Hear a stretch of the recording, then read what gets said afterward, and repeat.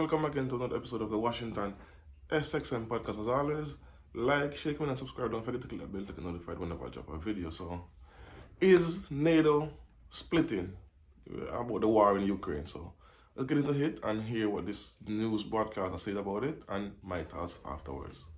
On Thursday, we reported that support for Ukraine had started to falter among its allies. And tonight, we have confirmation. Tonight, we can say with confidence that cracks have indeed started to appear. I'll start with this report. After weeks of will they, won't they, America has made its stand clear. It is not sending the Abrams. Tanks are what Ukraine wanted above all from anyone and everyone. And America's top tank, the Abrams, and the much wanted Leopard from Germany. It may not receive both. But the question is... Stick up in. For those who don't know what the Abraham tank is, Abraham tank is one of the strongest and the most armored plate tank, and you have the best engine, the strongest engine. It's more complicated than other engines, and it take time to teach, and also it's difficult to repair, and also the parts for it is not cheap, easy to get. That's on the American tank, the Abraham M1. You have the Leopard, which is what Germany has, but it's a more simplistic tank to the Abraham. The Leopard have a more simple engine. It's not as strong as Abraham, and it's not that armored as Abraham, and it's easy to get damaged during snow season. That's why Germany don't have that much anyway to supplies. I think America have 8,000 Abrahams, but if they send an Abraham to Ukraine and then Russia capture one and take it, they can re-engineer it and reverse it for their own. So I think that's what they're afraid of. And the Leopard, same thing with Germany. The Leopard, German don't have that much in reserve, so they don't want to send out all in Germany. And when time comes for them to defend themselves, they don't have no Leopards. And what they're saying as well, it's a little bit long-winded, but I'm just explaining the situation. It's what they're saying as well is the Leopard, he won't do the Ukraine any good because of the weather, for one, the snow, and two, they need like towers for the link for the tanks, and the parts is expensive and it's not easy to get. The Abraham itself is $6 million for one Abraham, so that's what the US don't want to send it. I don't know how much the Leopard cost, but let's continue. Why? We know Germany's intentions. It wants America to send the tanks first. And what about America? It says that giving the tanks to Ukraine does not make sense. That's exactly what the Pentagon is saying, in fact. Let me quote the first response. It's from the Pentagon's Deputy Press Secretary, Sabrina Singh. She says the maintenance and the high cost that it would be taking to maintain an Abrams, it just doesn't make sense to provide that to the Ukrainians at this moment. And the second statement is of Colin Kahl. He is the U.S. Under Secretary of Defense for Policy. And he says, and I'm quoting, "I just don't think we are there yet. The Abrams tank is a very complicated piece of equipment. It's expensive. It's hard to $6 million. on. It has a jet engine. I think it's about 3 gallons to the mile with jet fuel. It's not the easiest system to maintain." Vintage America. You see, it always has the best of excuses. Every time it does not want to help. And look at the logic that it is offering at this point. If the Abrams tanks are hard to maintain, why not provide Ukraine with other tanks? Last we checked, America had over 6,333 state-of-the-art military tanks. That's way more than any of its so-called NATO allies. Facts. And besides the Abrams, there's Striker, Cougar, Guardian.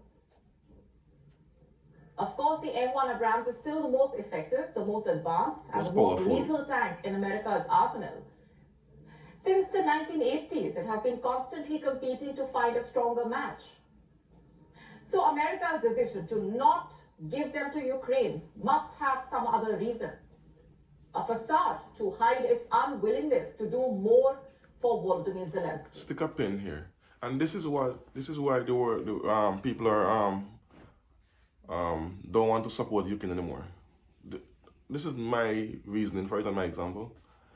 For one, Ukraine shouldn't start the war with Russia. Care to what people saying? It was the only reason Ukraine went to war with Russia in the first place was because of America pushed them to do it and said they will back them and they'll have the world back in, and NATO as well, because they want to destroy they want to not destroy is the word, they want to devalue Russia currency and its economy, right? Remember, if for those who know about history, let me give a quick history. Before the Soviet Union fell, Russia economy was booming then because of the oil, as you can see, right? But America went to Saudi Arabia back then and convinced them to push a lot of oil in the economy. I mean, flood the economy with oil. So the more oil is in the economy, the cheaper it gets because it's readily available. So it's cheaper. So because of that, now it crashes the Soviet Union economy. Hence, they couldn't fund the wars, they couldn't buy the weapons, they couldn't pay the soldiers and all of that. So it fell. Fast forward to modern time now, Russia economy again is booming because of the oil. So Biden went to if you recall to Saudi Arabia a couple months back and asking them the same thing, pump more oil in the economy so it lessens the demand for it, and then Russia economy would fail. Which it would, because if the more oil flood into the economy, it's readily available, it's easy to get. So you won't need to buy oil from Russia, and then other countries will get oil easy readily. What? Saudi Arabia refused. So that's a blow to the America plan, for one. And then America, don't forget, they went to Venezuela as well to get oil. But don't forget, America has been sanctioning all these countries, Russia, Iran, Venezuela, Colombia, all those places that has oil. America sanctioned them and devalue the currency and make the economy is doing horrible, even though they have oil, right? So now they want help in return. So how you expect to go to these countries who you help destroy the economy? Now you want help from them because you want to get at Russia. So every country is refusing them, including India, right? So if you're being refused by all these other countries that has oil, and you don't forget, America forcing everybody democracy, telling them what to do, how to live. And that's what the rift is with America and the world right now. They too want to interject themselves into people economy, into people culture, into people way of life, and force democracy on them. Not everybody needs democracy. Fair point, Libya, look at Libya. Libya was, for 40 years, Gaddafi was ruling Libya. And overnight, America said, oh, he's a dictator, he's a terrorist, and blah, blah, blah. And they went in, they killed, they assassinated Gaddafi. Now Libya economy is in crisis, the country is in crisis. All because they wanted the oil and the gold, because you have like 140-something ton of gold. That's beside the point, right? So let's get back on topic. So NATO now, they're feeling it because Russia hold on to the oil, Saudi Arabia hold on to the oil, India hold on to the oil, and Venezuela not giving nobody the oil, and Iran for sure not helping the West. So they have now Germany, Poland, all these countries who was, yes, go at Russia, we'll back you. Now they need oil too. So they're buying the oil under the table, especially Germany, because 70% of their energy is oil. And most of the other countries we see hyping, even America. That's why you see inflation is so high worldwide, because of the oil consumption is being held back from the West. So you're going to drive prices up. That's Africa in the Caribbean too. That's why you see we're paying so much money for food and all of that. So because of the scarcity of the oil, and it's not readily available, right? So that is what they didn't foresee, that countries now are retaliating because inflation is raising, so people are paying more tax. So things are getting more harder for people. So as a country, it's hard to keep on sending money to a country in war when your economy is starting to feel it. Your people is getting hurt. So this causes people to to tell the government, yo, we can't fund this war anymore. So now politicians are feeling the pain and feeling the pinch because they want to get re-elected. So they don't want, for you to get re-elected, you have to aid the people. So that's the thing. So that's why, and the reserves are running out. Germany, all the countries who have reserves, it's called cities. They're using more energy, so is more gas they need, more oil. And don't forget, all who stop buy oil from Russia, China cover it and surpass that amount. So as long as Russia have China, which is in BRICS, for all those who know what BRICS is, you have BRICS, which is Brazil, Russia, India, China, so South America, South Africa. So once Russia has China, and now Saudi Arabia is about to join BRICS, so you're going to be 40% of, I think, how much percent, 40% of the population going to be in BRICS, and I forget how much oil, because they have the majority of the oil, is Russia, India, and Saudi Arabia, right? So when they join BRICS, then now they're going to create up their own currency. So they don't need to, they can sanction them all they want, the dollar won't have no value on them because they're not using it, they're using their own currency, right? So all of this is going to impact the war. So that's why this guy is begging money for the war. And yet his wife, don't forget, his wife was spending over 40,000 in one store buying luxury things. When you're in there begging countries for money, but your wife, they're spending 40 grand and shit, basically. So people are seeing that this guy, he don't really want to end the war, because if he did, he'd have find a way to end the war. But no, he keep pushing, he want tanks, he want this and he want that. Nobody's not going to keep funding your war partner when the economy is now starting to feel it. That's people's nature. Nobody wants to suffer. So they will help you until it affects them. Now it's affecting them personally.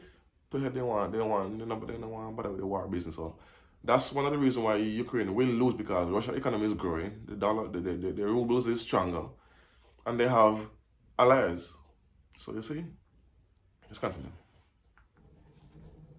Germany, for one, has sensed this and has justified its reluctance to send its best armor by the American decision. And this is what a senior Biden official had said recently. They have us over a barrel. He was referring to officials in Berlin. Basically, the German leader wants to be in lockstep with Washington. And their message to America is simple. You give a few tanks, we give a few tanks. The burden should be shared. The two sides even held a meeting to solve this issue. The American Defense Secretary and the German Defense Minister sat down for talks, but there was no word on any progress. Here's a question. Did they reach an understanding that tanks should not be sent to Kiev? The best reason is that they believe that Ukraine will launch an offensive to retake Crimea if it gets the 300 tanks that it wants. And that is unacceptable to the West, which kept quiet when Russia occupied Crimea in 2014. Facts. Ukraine, meanwhile, has had enough of this. It has received less than 100 new tanks. Zelensky is making indirect statements like these. Let me quote now. I am powerful in Europe. I will help if someone else outside of Europe will also help.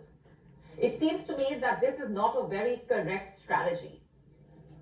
And this was the thinly disguised criticism of Germany for its stance. They don't care about you. They don't care about you. What does tell you? That there is a kind of calibration going on in the West. A rethink of sorts on how long can they help Ukraine.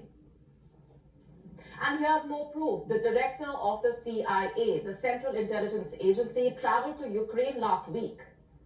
William Burns held a secret meeting with Zelensky. What did they discuss? No one has made their discussions public, reassuring him of American support to Ukraine, says some of the American media.